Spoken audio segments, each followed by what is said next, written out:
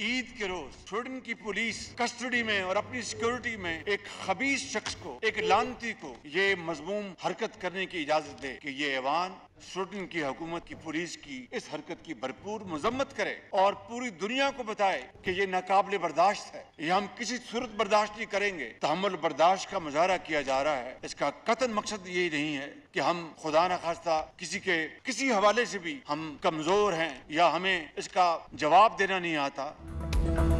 हमारी जाने रसूल अल्लाह सल्लल्लाहु अलैहि वसल्लम और कुरान की हुर्मत पर कुर्बान। स्वीडन जैसी नाकाबिले बर्दाश्त हरकत दोबारा हुई तो हमसे कोई गिला ना करे।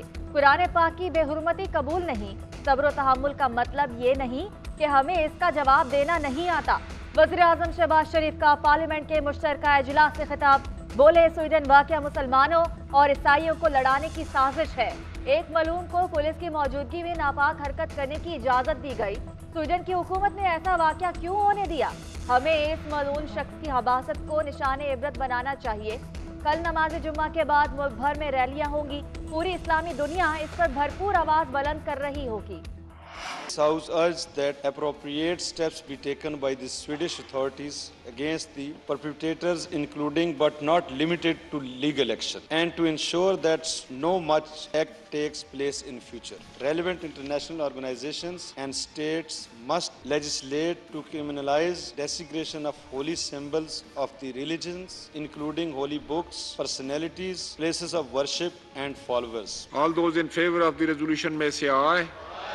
All those against it may say no. I think the ayes have it and consequently the resolution is adopted unanimously. Sweden में कुरान पाक की बेहुरमती के खिलाफ पार्लियामेंट के मुश्तरका इजलास में मजम्मती करारदाद मंजूर। साबिक वज़ीर आज़म यूसुफ रज़ा गिलानी ने कहा, अदम बर्दाश्त और तशद्दुद को रोकना चाहिए। ये अमल न रोका गया तो पूरी दुनिया पर असर होगा। मौलाना असद महमूद ने कहा, परचम जलाना जुर्म है तो कुरान पाक की बेहुरमती को सबसे बड़ा जुर्म करार देना चाहिए। वफाकी वज़ीर एहसन इकबाल कहते हैं, अगर हम अमन के दाई हैं तो एक दूसरे के मज़हब का भी एहतराम करना होगा। दुनिया में अमन का एक ही रास्ता है, वो दुनिया की तहजीबों का मिलकर आगे बढ़ना है। मगरिब में नामुमकिन है कि हॉलोकॉस्ट पर कोई बात करे। क्या मुसलमानों की मजहबी जज्बात के लिए कोई कानून नहीं? अगर स्वीडिश हुकूमत एक्शन नहीं लेगी तो ये इनफरादी अमल नहीं कहलाया जा सकता।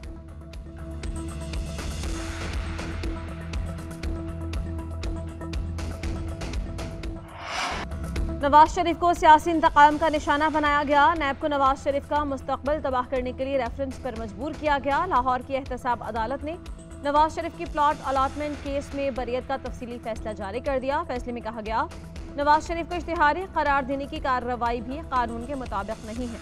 अदालती मुआवन ने कहा, मरकजी मुल्जिमान को जो रिलीफ दिया वही नवाज शरीफ को मिलना चाहिए। मरकजी मुल्जिमान के साथ इश्तिहारी भी उसी सजा या रिलीफ का मुस्तहिक होता है।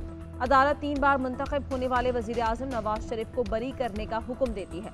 अदालत का नवाज शरीफ की जायदाद को गैर मुंजमद करने का हुक्म।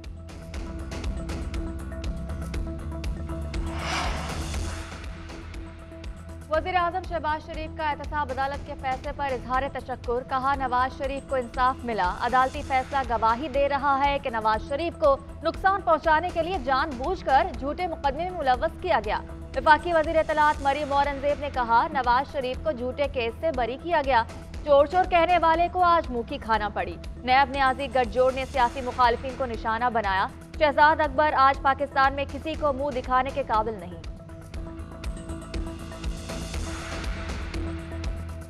रोज इसी कुर्सी पर बैठकर और पीआईडी में बैठकर वो शहजाद अकबर साहब जो थे, उनका काम क्या था? एसेट रिकवरी यूनिट का काम था। एक तो asset making for Imran Khan और सियासी मुखालफीन को जेलों में डालना, झूठे केसेस बनाना, उनकी पगड़ी उछालना, उनकी पॉलिटिकल विक्टिमाइजेशन करना, उनकी तज़हीक करना, उनको हरास करना। पाकिस्तान में 2023 में इलेक्शन होंगे या नहीं, यूरोपीय यूनियन का मुबस्सिर मिशन भी गैर यकीनी का शिकार। यूरोपीय यूनियन का इंतखाबात की कवरेज के लिए मुबस्सिर मिशन पाकिस्तान न भेजने का इंदिया। यूरोपीय यूनियन की पार्लियामेंट के इलेक्शन ऑब्जर्वेशन मिशन के सरबराह माइकल गिलहर का कहना है, हमें यकीन नहीं कि पाकिस्तान में 2023 में इलेक्शन होंगे भी या नहीं। पाकिस्तान की तरफ से दावतनामा नहीं मिला। इंतखाबात रवां बरस हुए तो छोटा मुबस्सिर मिशन पाकिस्तान भिजवा सकते हैं, लेकिन छोटा मुबस्सिर मिशन भेजने के लिए भी हमें दावत दरकार होगी।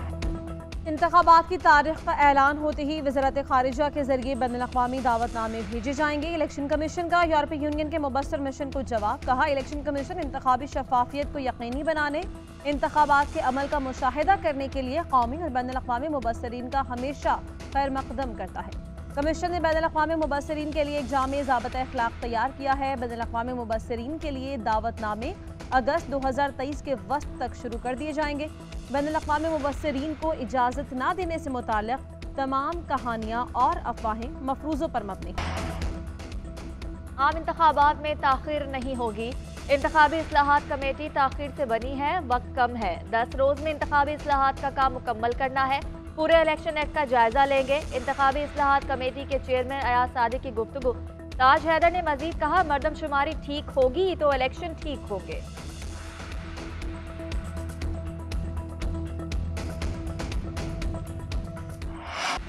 जहांगीर तरीन के छोटे भाई रिहाइशगाह पर मुर्दा पाए गए। पुलिस का कहना है आलमगीर तरीन ने अपने सर में गोली मारी। अस्पताल में पोस्टमार्टम मुकम्मल। आलमगीर तरीन ने खुदकुशी से पहले खत भी छोड़ा। पुलिस की तहकीकात जारी। जाए वक़ूअ से शवाहिद इकट्ठे कर लिए गए। पिस्तौल और ख़त फॉरेंसिक के लिए भेज दिया गया। अपार्टमेंट और इर्द गिर्द के इलाकों की CCTV फुटेज जमा कराने का काम शुरू। जहांगीर तरीन को पार्टी इजलास के दौरान भाई की मौत की इत्तला मिली। इजलास छोड़कर चले गए। आलमगीर तरीन पाकिस्तान सुपर लीग की टीम मुल्तान सुल्तान्स के मालिक थे।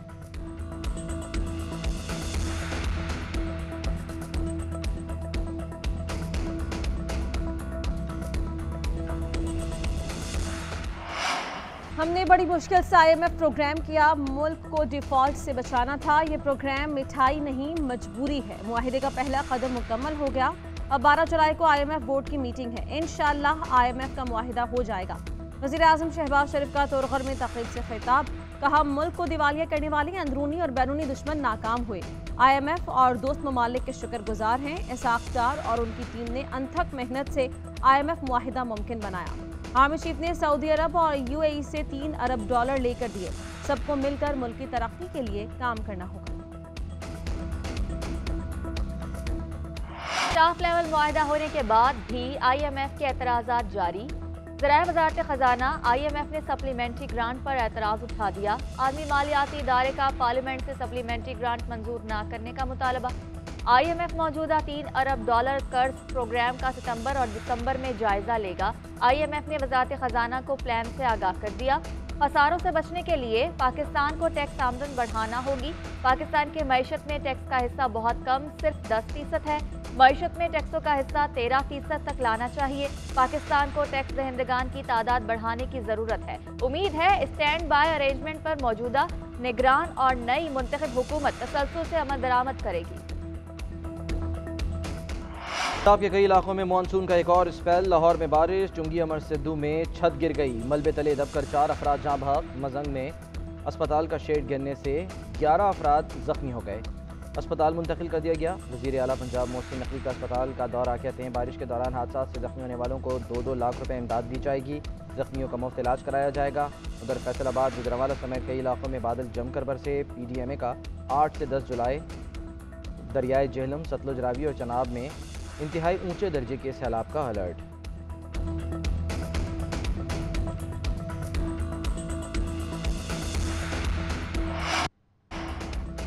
कराची में भी मानसून सिस्टम दाखिल। शहर के कई इलाकों में बादल बरस पड़े। Gadap city, Gabol stop, Bahria town, Surjani town, north Karachi, Gulshan Maymar, Taiser town, बल्दिया टाउन और दीगर इलाकों में बारिश।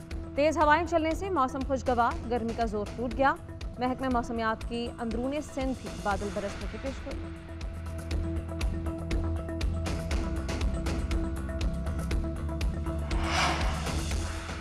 चेयरमैन PTI तोशाखाना केस में कल एहतसाब अदालत में तलब। आज हाजिरी से इस्तिस्ना की दरख्वास्त मंजूर। जज ने रिमार्क्स दिए। इस्लामाबाद हाई कोर्ट ने 7 दिनों में केस का फैसला करने की हिदायत की है। 7 या 8 जुलाई की तारीख दे रहा हूँ। 10 जुलाई को फैसला करना है। उधर चेयरमैन PTI ने 7 रोज में फैसला देने की इस्लामाबाद हाई कोर्ट के फैसले के खिलाफ सुप्रीम कोर्ट में दरख्वास्त दी।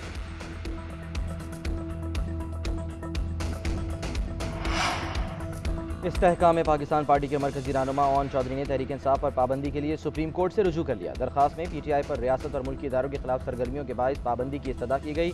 ओन चौधरी ने ज़ाती हैसियत से सुप्रीम कोर्ट में पिटीशन दायर की। ओन चौधरी इलेक्शन कमीशन में भी पिटीशन दायर करेंगे।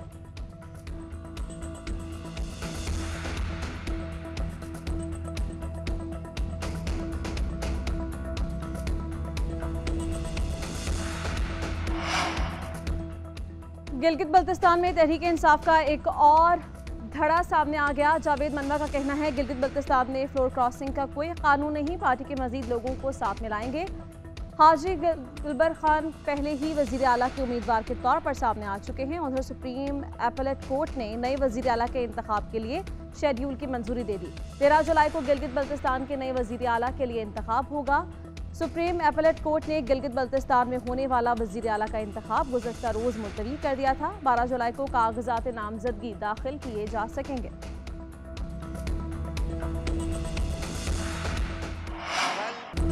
सेनेटर रजा रब्बानी की गिलगित बल्तिस्तान की असेंबली सील करने के इकदाम की शदीद मजम्मत। कहते हैं पुलिस ने जिस तरह गिलगित बल्तिस्तान की असेंबली को सील किया, ये पार्लिमानी तारीख का सयाद तरीन इकदाम था। अफसोस है ये अवान और मेरा अवान खामोश रहे जब पंजाब असेंबली में फ्लोर पर पुलिस पहुंच गई। अगर उस वक्त मुल्क की डेमोक्रेटिक फोर्सेस खड़े होकर बात करती तो गिलगित बल्तिस्तान का वाकया ना होता। पार्लिमान पुलिस तशद्दुद से महफूज नहीं तो आम शहरी किस तरह पुलिस तशद्दुद से महफूज होगा। कराची में बिजली की लोड शेडिंग के खिलाफ शहरियों का पारा हाई। माड़ीपुर रोड पर आवाम का बिजली और पानी की बंदिश के खिलाफ एहतजाज। सड़क ट्रैफिक के लिए बंद। पुलिस के लाठीचार्ज और शेलिंग के बाद मुजाहिरीन मुंतशिर हो गए।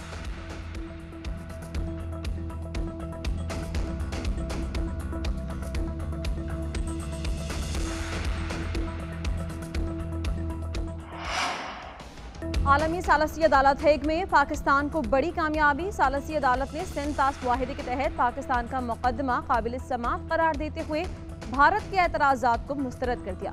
किशन गंगा और अतले मतराज़ मंसूबों पर पाकिस्तानी एतराज़ात कबूल कर लिए गए। पाकिस्तानी एतराज़ात पर आलमी अदालत में समाअत होगी।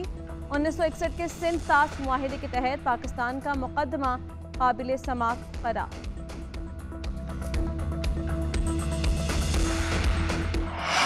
लाहौर में हेलमेट के बगैर मोटरसाइकिल सवारों को पेट्रोल नहीं मिलेगा। हुक्म ना मानने वाले पेट्रोल पंप्स के खिलाफ कार्रवाई की जाएगी। डिप्टी कमिश्नर का नोटिफिकेशन जारी। सीटीओ का कहना है कि मोटरसाइकिल चलाने हैं तो हेलमेट पहनना पड़ेगा।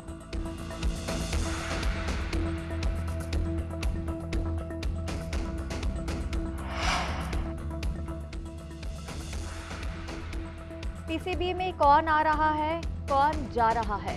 निगरान वजीर खेल वहाब रियाज ने बारिश के पानी में डूबी सड़क पर तेज रफ्तारी से गाड़ी चलाने पर माफी मांगी। कहते हैं कि ऐसा जानबूझकर नहीं किया। वहाब रियाज ने बारिश के बाद शहर की सूरत हाल का जायजा लेने के लिए मुख्तलिफ इलाकों का दौरा किया था। पीसीबी में कौन आ रहा है और कौन जा रहा है, इस पर फोकस नहीं। टीम हर चैलेंजेस का सामना करने के लिए तैयार है। वर्ल्ड कप का बेचैनी से इंतजार है। भारत के साथ मैच खेलने के मुंतजिर हैं। कौमी क्रिकेट टीम के कप्तान बाबर आजम कहते हैं कौमी टीम खामियों पर काबू पाकर श्रीलंका के खिलाफ अच्छी क्रिकेट खेलेगी। खिलाड़ियों ने कैंप में अच्छी तैयारी की। श्रीलंका में चैलेंजिंग कंडीशंस हैं। मिकी आर्थर के तजर्बे से फ़ायदा उठाएंगे। नायब कप्तान का प्लेइंग 11 में होना ज़रूरी नहीं। सरफराज मेरी पहली चॉइस होंगे।